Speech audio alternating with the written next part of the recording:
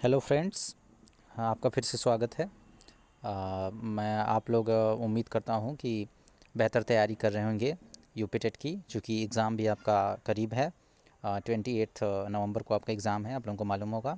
तो आप लोग बेहतर तरीके से तैयारी करें, और सबसे ज़रूरी बात यह है कि आपको ये पता होना चाहिए कि आपको किस टॉपिक को कवर करना है इम्पॉर्टेंट तरीके से। मतलब आपको फालतू का इस टाइम बिल्कुल नहीं पढ़ना है।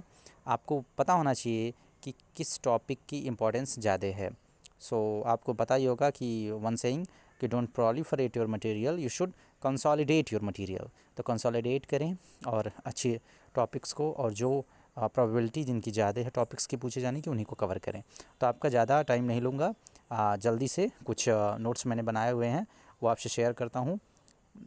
आप जैसा कि देख पा रहे होंगे स्क्रीन पे, जैव विविधता एवं पारिस्थितिकी तंत्र, बायोडाइवर्सिटी एंड इकोसिस्टम, इस पे प्रश्न ज़रूर पूछे जाते हैं, एक दो प्रश्न।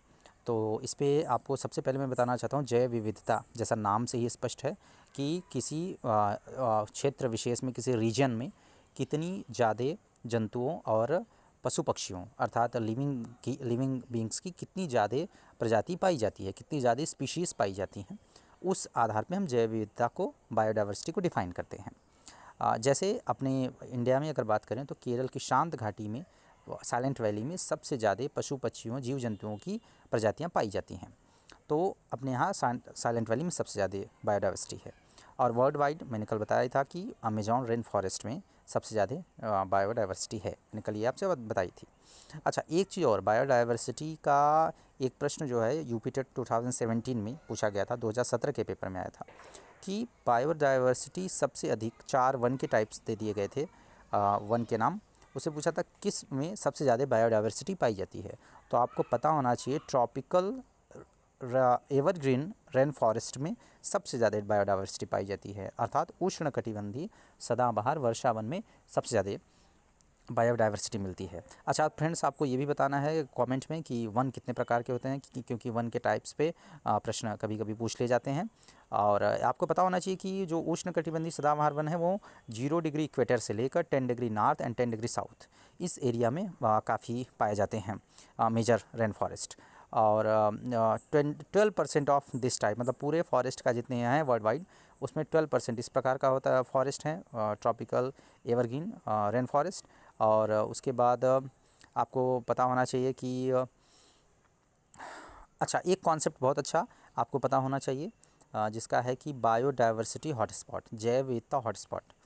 तो जैसा कि नाम से आप लोग इसको लिंक कर सकते हैं कि हॉटस्पॉट मतलब वो क्षेत्र जहां बायोडाइवर्सिटी तो है, जैव विविधता तो है, लेकिन साथ ही साथ वो खतरे में भी है।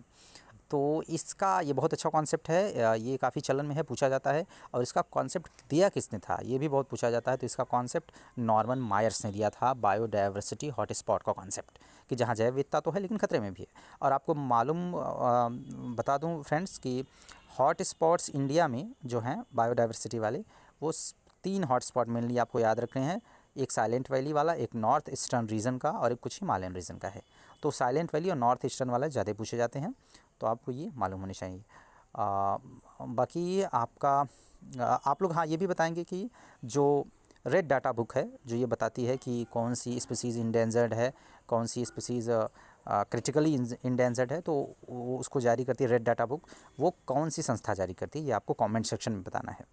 और आप लोग जुड़िए मुझसे, आप लोगों से रिक्वेस्ट है कि आप लोग जुड़ेंगे तो आपको प्रॉफिट ज़रूर मिलेगा, ये मैं आपको आश्वस्त कर सकता हूँ। और आप लोग हमेशा कहीं से भी पढ़ें, लेकिन अपने मटेरियल को प्रोलिफरेट ना करें, अपने मटेरियल को कंसोलिडेट करें, उससे आपको नंबर्स अच्छे मिलेंगे यूपी टेट में, और आपका कॉन्फिडेंस भी बूस्ट होगा।